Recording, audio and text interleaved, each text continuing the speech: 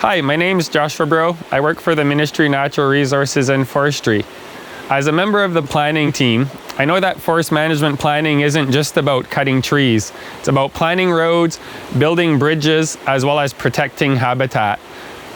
Let's go meet some of the members of the Hearst Forest Management Planning Team.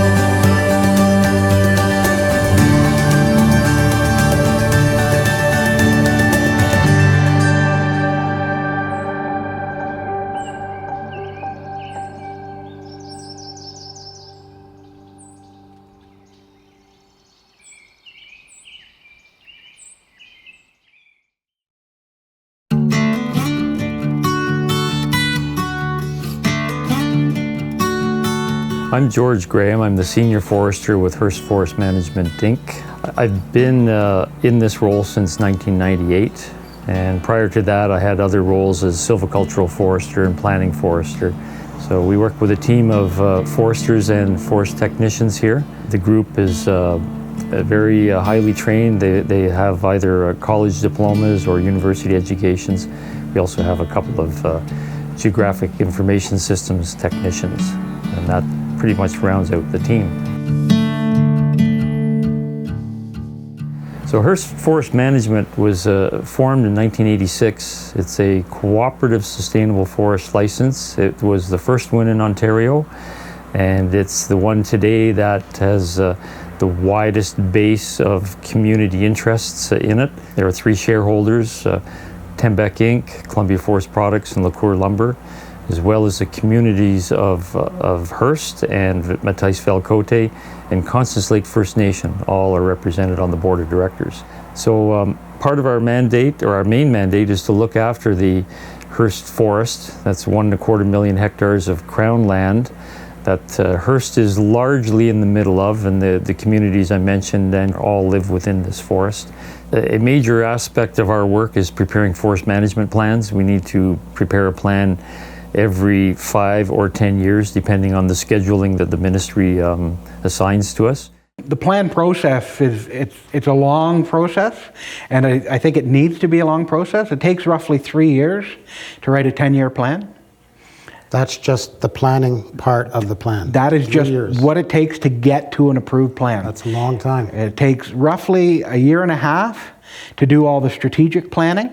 That's coming up with how much wood can we get off the forest? How are we going to deal with all the habitat considerations? How are we going to provide for those areas of concern? Then it takes about 8 months to a year to do the actual operational planning. That's actually putting the colors on the map and saying, yep, that's going to be a harvest block, and that's where the reserves are going to be, and where we're going to plant, where we're going to leave for natural regeneration. One aspect of preparing a forest management plan is to ensure that the areas that are planned for harvest also get properly regenerated, that we regrow the forest back on there. There are a lot of requirements around standards for the quality of that forest. The forest needs to provide also for the mix of habitat for the various wildlife that are on the forest and the needs of biodiversity. So a very focused part of that program is how we regenerate the forest, and is one specific area that foresters are trained in is to set silvicultural prescriptions for regenerating that forest. We identify the areas where we want to harvest, and those are the areas that get colored on the map. What these different colors mean is once it's harvested, what we're going to do to regenerate it so it stays forest. The gray areas are areas where we're going to artificially regenerate, so tree plant. Okay. The peach areas are the areas of clag. which careful logging around advanced growth. And the green areas are areas where there's enough aspen there now that we feel after we harvest it, aspen regenerates naturally through root suckers. The next crop will grow from those root suckers. As it is, we plant about 30% of the sites on the Hearst Forest that get harvested only. The other 60 to 70%, we plan for natural regeneration on those, and that ties into the types of soil and sites that are there and the types of forest. Planting trees is specific to a very few species only. We regenerate black spruce, white spruce, and jack pine by planting. And the reason we do that is largely because the sites that we're putting those trees on are in past times regenerated after wildfire. Nature creates the conditions from a fire. It opens up the forest canopy, it burns off the moss of the seedbed, and allows the seed to fall from those dying trees to start the next forest.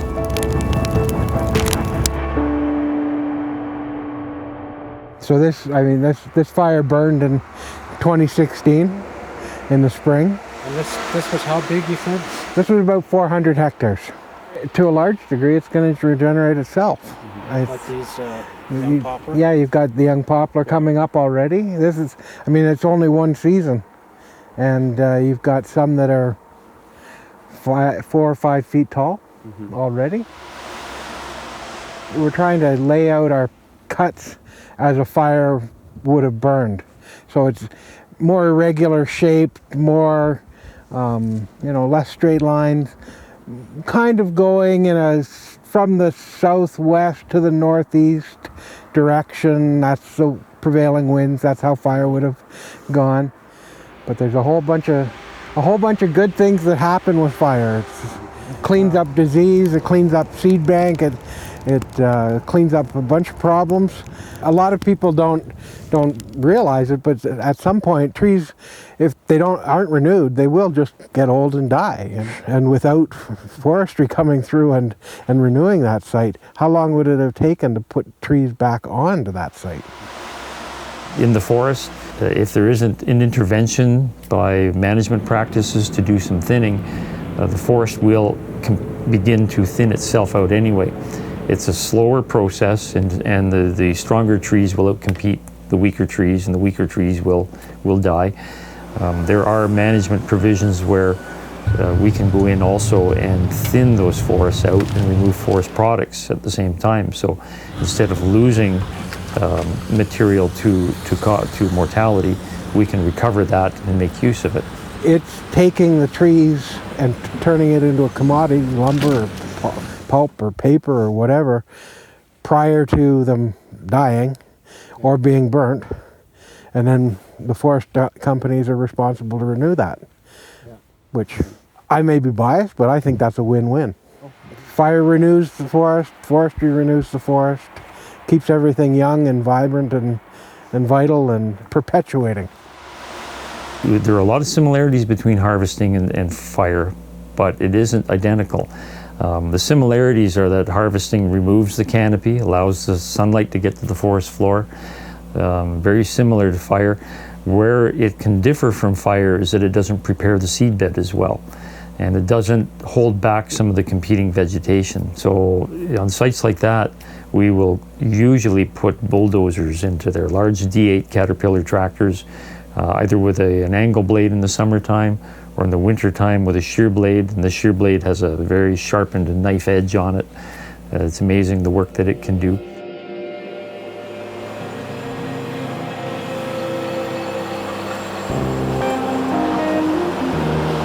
Right now we're in the G10 block. It's off the G10 road. It's just west of the Shikak River, south of Highway 11.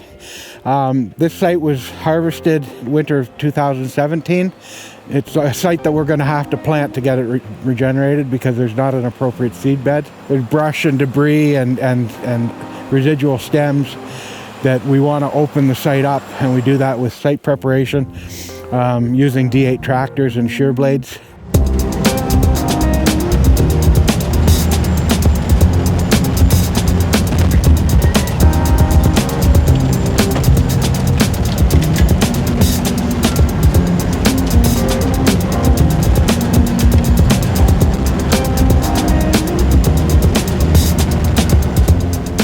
I'm Dave Field. I work for Thunderhouse Forest Services. For this project, I'm working for Hearst Forest Management. I'm the on-site supervisor for the mechanical site prep. For the site prep, they use a shear blade. The operators sharpen the blades daily, and they kind of make one pass at the land. It kind of clears it up and removes some of the debris and snow on site. And then they'll let that freeze up, usually for at least a week. And then on the second pass, they're able to get their blades deeper into the material, and it clears it up quite a bit, and it shears off sort of stumps and woody vegetation. And some of this land, without the site prep, they wouldn't be able to plant it. The overall goal is to get a healthy forest back, and that's what we want to do. We've come in, we've taken the first crop, now we're planting it and regenerating it, and it'll be here for 90 to 100 years from the time it's planted to the time we're in to harvest it again. Sometime after I've retired, a long time after I've retired.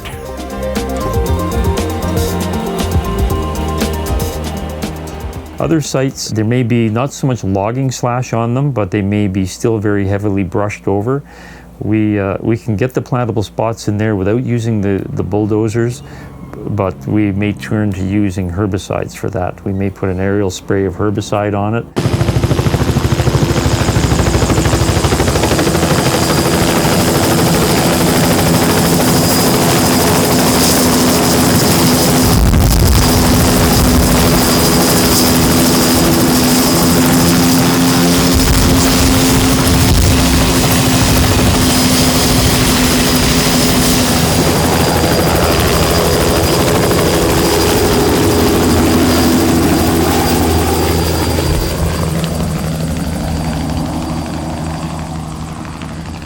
The following spring we get in there and plant it. 2 to 3 years later, the shrubs are beginning to reestablish and grow again.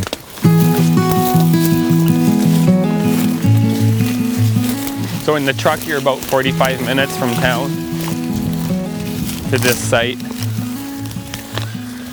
So this site was sprayed back in 2005, so it was the year after it was planted.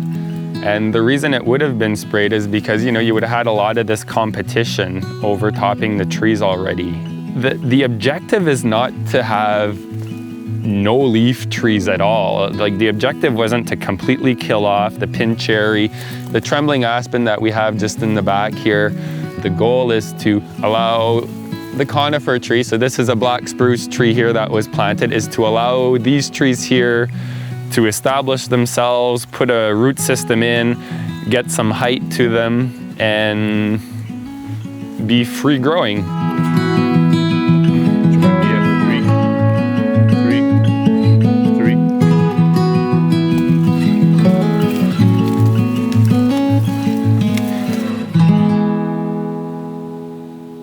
Once we've got an idea of where we can go on the forest to get the products that everybody wants, we have to figure out how to get there. So we propose roads to get to the various parts of the forest, and then we have areas where we want to put water crossings, where we can put water crossings. Which is either a bridge or a culvert. Or it could be snow and ice. Or a winter crossing. Winter crossings could be snow and ice. It's only there for the winter.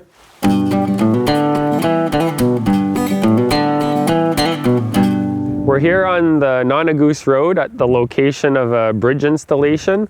When we were here earlier this summer, all that we had at this site was a log that was put across the creek to provide access to the technicians to get on the other side. That was for a couple reasons. One of the reasons was to align the road on the opposite side of the creek to make sure it was in the best location possible, and also to allow forest technicians to go in and put flags to mark the boundary of the harvest block.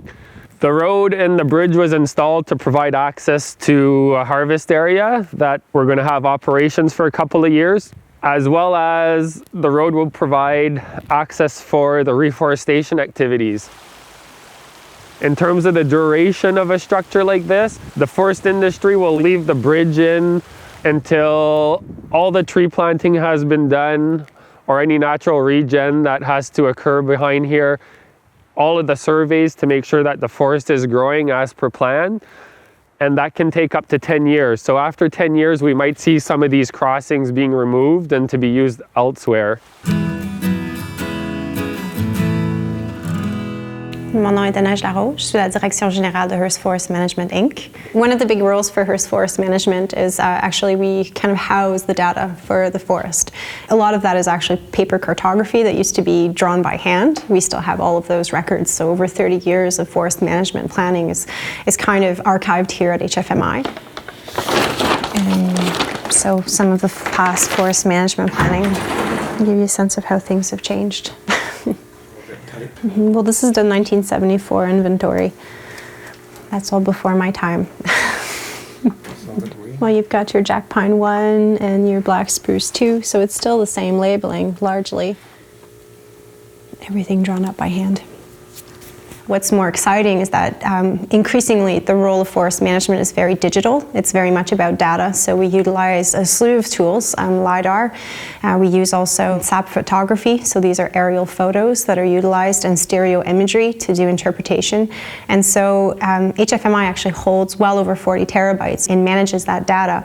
And all of that data serves planning. It also serves operations. It serves compliance. It allows us to plan more effectively and more efficiently for water crossings, for where roads are going to be developed, to also being able to identify values just from our offices.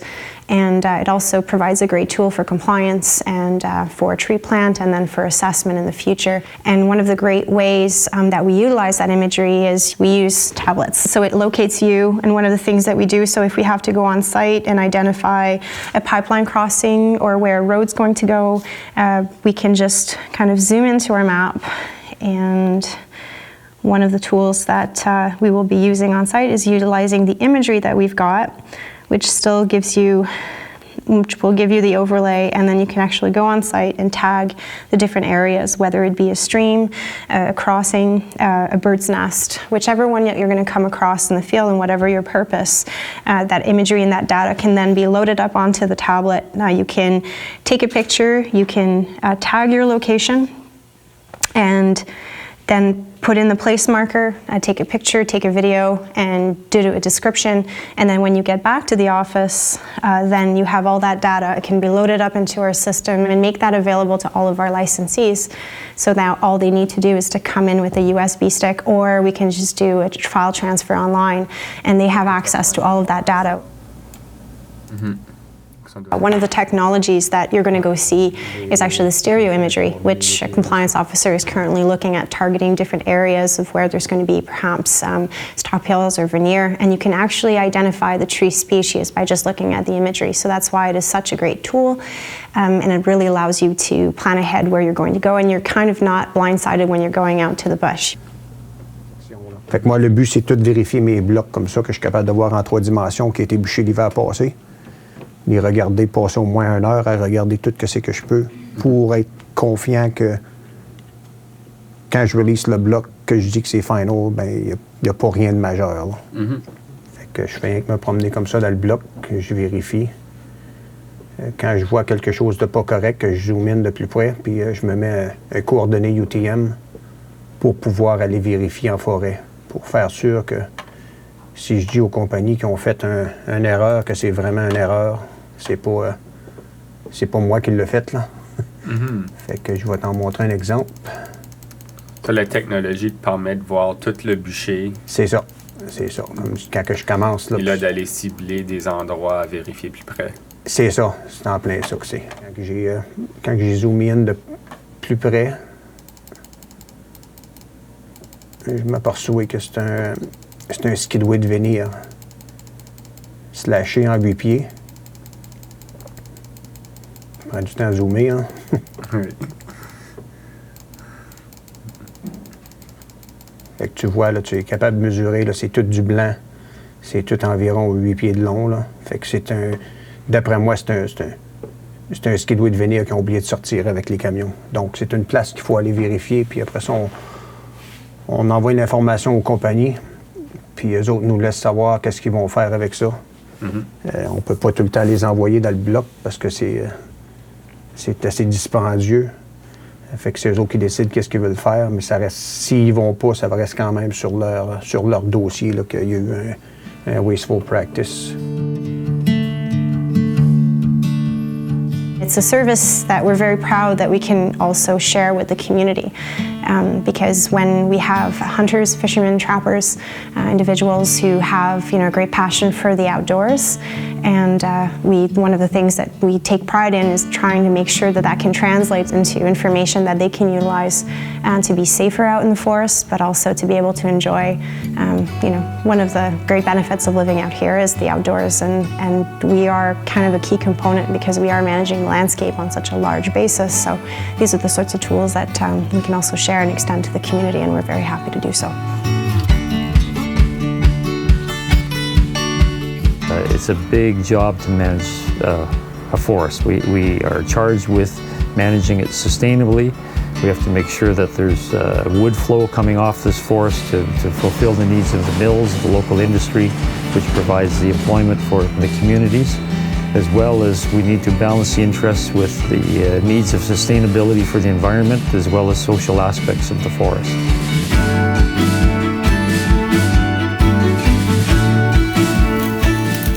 So for someone that loves the outdoors, this is great.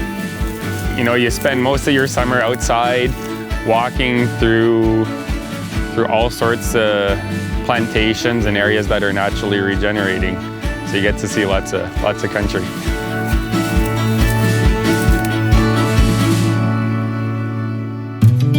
You still need to be in the forest, you still need boots on the ground, but now I think that we have tools that allow us to go forward more strategically and in a more informed fashion.